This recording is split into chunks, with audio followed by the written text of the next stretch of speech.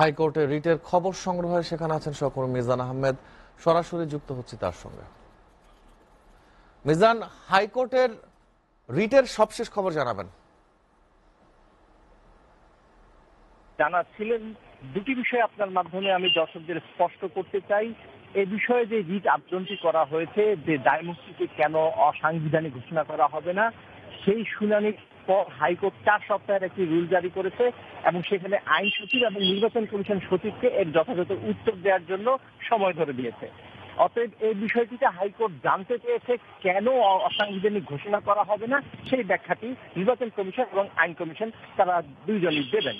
তবে এই বিষয়ে চূড়ান্ত সিদ্ধান্ত কিন্তু সবশেষ শুনানির পরই আসবে এবং সেটিতে আজকে যেমন রিটকারী আইনজীবী বলেছেন যে এই আমাদের প্রশ্ন ছিল যে অনেক পুরনো এই বিষয়, অতএব এখন কার্যকারিতা আসবে কিনা।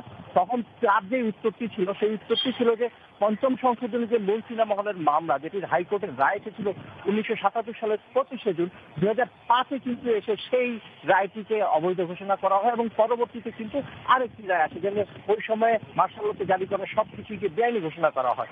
অর্থাৎ সেই ধারাবাহিকতা, সেই রেফারেন্সটি তিনি তুলেছেন এবং এই বিষয়ে কিন্তু রাষ্ট্রের সর্বোচ্চ আইন কর্মকর্তা অ্যাটর্নি জেনারেল মোহাম্মদ আসাদুজ্জামানের সাথে আনুষ্ঠানিকভাবে তিনি গণমাধ্যমের সাথে কথা বলেছেন এবং সেখানে তিনি যেমনটি জানিয়েছেন যে আসলে লুকাস স্ট্যান্ডি এই ক্ষেত্রে যে রিটটি করা হয়েছে, এই রিটটি যথাযথ হয়েছে বলে তারা মনে করছেন না। এবং পাশাপাশি আমাদের আরেকটি সম্পূরক প্রশ্ন ছিল যে আওয়ামী লীগ নিষিদ্ধের বিষয়ে যেটি আদালতে চলমান রয়েছে, সেই বিষয়ে অ্যাটর্নি জেনারেল তার প্রতিক্রিয়ায় যেমনটি বলেছেন যে আসলে এখন বেশ কিছু বিষয় হচ্ছে, সেগুলো যথাযথ আইনি প্রক্রিয়ায় হচ্ছে না। তবে অন্তর্বর্তী সরকার মানুষের মত প্রকাশে বিশ্বাস করে এবং কোনো রাজনৈতিক দলকে নিষিদ্ধ করার বিষয়টি অন্তর্বর্তীকালীন সরকারের এজেন্ডা নয় এবং তারা সেই লক্ষ্যে সেদিকে এগোবেও না।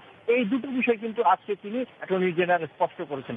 তারপরও তিনি বলেছেন যেহেতু হাইকোর্ট রুল দিয়েছে, 4 সপ্তাহ পর শুনানিতে রাষ্ট্রপক্ষে তাদের যে অবস্থান, সেই অবস্থান তুলে ধরা হবে। এই দুটি মামলার এই ছিল সবশেষ পরিস্থিতি। ফিরে যাচ্ছি স্টুডিওতে শিশির আপনার কাছে।